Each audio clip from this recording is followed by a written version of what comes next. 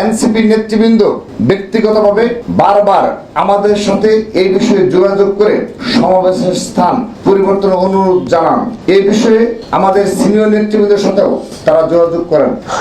এ ধরনের একটি কর্মসূচি ঘোষণার পর সকল প্রস্তুতি সম্পন্ন করার পর কর্মসূচিটি ভিন্ন কোনো স্থানে সরিয়ে নেওয়া খুবই বিব্রতকর ও কষ্টসাধ্য একটি কাজ। কর্মদিবসে আমাদের কর্মসূচির কারণে যে কোনো জনভোগান্তি তৈরি না হয় সমাবেশটি শহীদ মিনারে করতে চাওয়ার এটিও ছিল একটি অন্যতম প্রধান কারণ। তাছাড়া আমরা যেহেতু কর্মসূচিটির প্রথমে ঘোষণা করি এবং যথাযথ কর্তৃপক্ষের অনুমতিও লাভ করি, তাই উক্ত স্থানে সমাবেশ করার আমরা একমাত্র বৈধ দাবিদার। তারপর একটি উদার গণতান্ত্রিক সহাবস্থানে বিশ্বাসী পরম সহিষ্ণু গ্রহণযোগ্য সকল মত ও পথের প্রতি শ্রদ্ধাশীল সংগঠন হিসাবে আমরা জাতীয় নাগরিক পার্টি এনসিপির অনুরোধকে বিবেচনায় নিয়ে আমাদের ছাত্র সমাবেশের স্থানটি পরিবর্তন করার সিদ্ধান্ত গ্রহণ করেছি।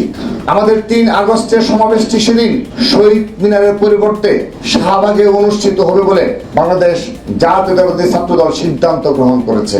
একান্তই উদারনৈতিক রাজনৈতিক অবস্থানের প্রতিফলন হিসাবে এই স্থান পরিবর্তনের কারণে রাজধানীর ব্যস্ত সড়কে যদি কোনরূপ ভোগান্তি তৈরি হয়, এই অনিচ্ছাকৃত সমস্যার জন্য আমরা নগরবাসীর নিকট অগ্রিম দুঃখ প্রকাশ করছি।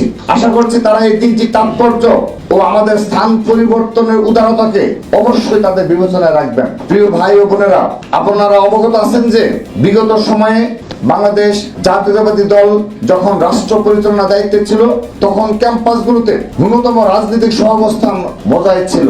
সকল মত ও পথের ছাত্র সংগঠনগুলো ক্যাম্পাসে অবস্থান করে তাদের কার্যক্রম পরিচালনার সুযোগ পেত। কিন্তু 2008 সালের এই কালচারটি একেবারেই বিলুপ্ত হয় এবং সকল ক্যাম্পাসে বর্তমানে নিষিদ্ধ সংগঠনের একচেটিয়া আধিপত্য প্রতিষ্ঠিত হয়েছিল।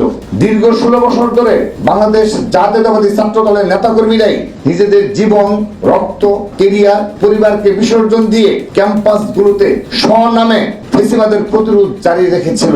কিন্তু এত জুলুম সত্ত্বেও 5 আগস্টের পরিবর্তনের পর জাতীয়তাবাদী ছাত্র দলের নেতাকর্মীরা অদ্যবধি ক্যাম্পাসগুলোতে ধারাবাহিকভাবে দায়িত্বশীল ভূমিকা পালন করে যাচ্ছে। দেশের একক বৃহত্তম ছাত্র সংগঠন হয়েও আমাদের নেতাকর্মীরা 5 আগস্টের পর কোথাও হল দখল করেনি, কোথাও সিট দখল করেনি, কোথাও কাউকে জোরপূর্বক কর্মসূচিতে নিয়ে আসেনি।